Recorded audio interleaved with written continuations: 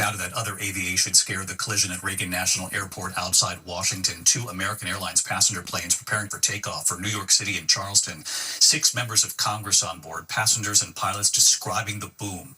Here's Trevor Ault.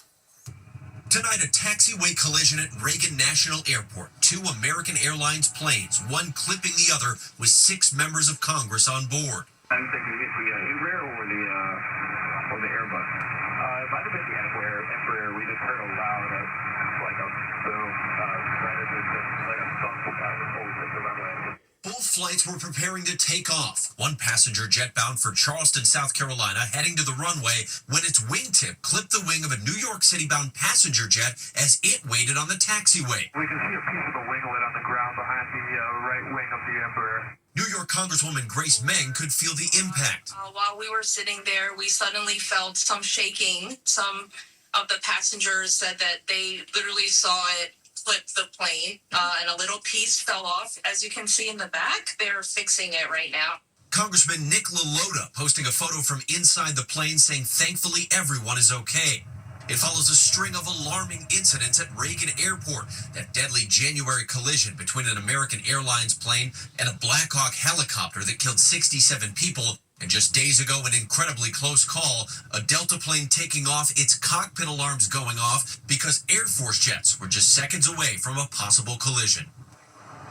And David, no one was injured in today's collision, but now yet another investigation is underway at Reagan National Airport. David? All right, Trevor Ault reporting tonight. Trevor, thank you. The other major story tonight, the economy. Stocks taking another dive on Wall Street today, 24 hours after President Trump's sudden U-turn on tariffs and that recovery yesterday. Today, the reality of this major trade war with China setting in.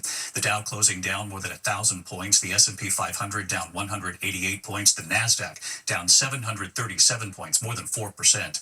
Tonight, investors rattled amid this ongoing trade war with China. The tariffs on Chinese goods coming into the U.S. now at 145%. U.S. companies paying those tariffs and then passing costs on to consumers. And tonight here, you'll see one shopper's receipt with a line for how much they're now paying extra because of the tariffs. Here's our senior political correspondent, Rachel Scott, from the White House tonight. One day after markets rallied amid news President Trump had paused many of his sweeping tariffs, tonight Wall Street taking another dive as reality sets in. America's trade war with China is only getting worse. Yesterday, Trump declared he was raising the tax on imported products from China to 125%. Today, the White House clarifying that's on top of another tariff the president imposed on China back in February. The actual tariff now a staggering 145% on all Chinese goods coming into the United States. A tax that economists warn is paid by American businesses, who then pass the cost along to consumers by raising prices. The Dow plunging, at one time today, down 2,180 points, before closing 1,014 points down. But in a cabinet meeting, President Trump and his Treasury Secretary Scott Bessent brushing it off. I don't see anything unusual today. The president sounding eager to negotiate a deal with China, but publicly at least, China not budging. Has President Xi reached out at all since the tariff? Well, I don't want to say who's reached out. I just say that I think it's going to work out, hopefully well. China accuses the White House of bullying, saying they won't be blackmailed. Today, they announced they're restricting imports of Hollywood movies to their country. Caught in the middle, American families worried about rising prices. By one estimate, President Trump's tariffs will cost households an average of an additional $4,700 a year. The president acknowledges the pain, today calling it a transition cost. There'll be a transition cost and transition problems, but in the end, it's going to be a beautiful thing. Already, consumers are feeling the effects. One shopper for athletic wear spotting something different on an invoice from a recent order. A new line that says tariff surcharge, $16.62. Small businesses are feeling it too. There's multiple levels of impact. Rita Pinares owns child play toys and books in Washington, D.C. About 80 to 90% of all toys are manufactured overseas, so we're going to definitely see increases. I asked her for an example of just how much the president's tariffs will force her to raise prices. Take Douglas, which is manufactured in China. Right now, the cost of it is $27.99, so it's going to be more than double the price. So I think that is about more than $60. $60. China, just one of the countries whose products are facing tariffs.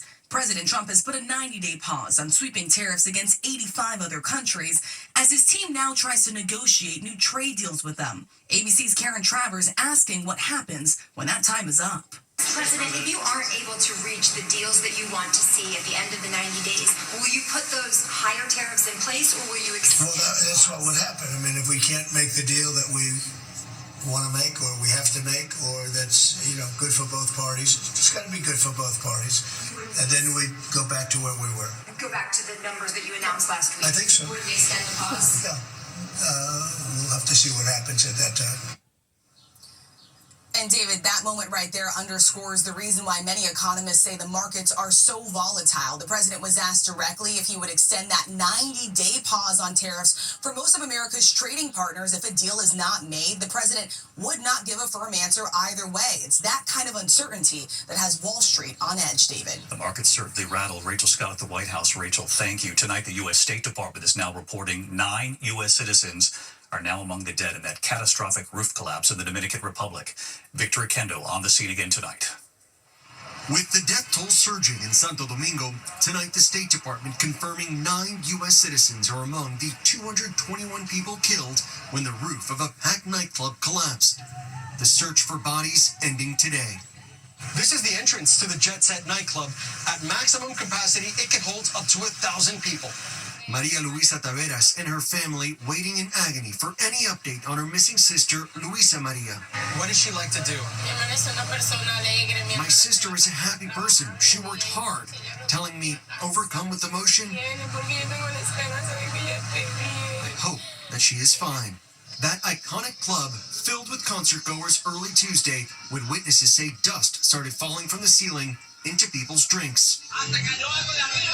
Video circulating online showing a man pointing at the ceiling as legendary merengue singer Ruby Perez performed on stage. Moments later, that roof caving in, plunging the club into darkness. David, now that the recovery operation has ended, authorities are shifting to the investigation to determine what caused this catastrophic collapse. David? Victor Kendo reporting again tonight for us. Victor, thank you. Tonight, the American ballerina released by Russia amid a surprise prisoner swap. She was arrested for donating $52 to Ukraine. And tonight, who the U.S. is now sending back to Russia in exchange. Here's James Longman. This former American ballerina was facing 12 years in a Russian penal colony for donating just $52 to a charity for Ukraine. But tonight, in a surprise prisoner swap, Ksenia Karolina is free. Karolina was arrested while visiting family in Russia in February last year. The dual US-Russian citizen found herself sitting in that glass defendant's cage multiple times. They released the young ballerina, and she is now out. We hope that we're going to be able to make a deal relatively soon with Russia and Ukraine to stop the fighting.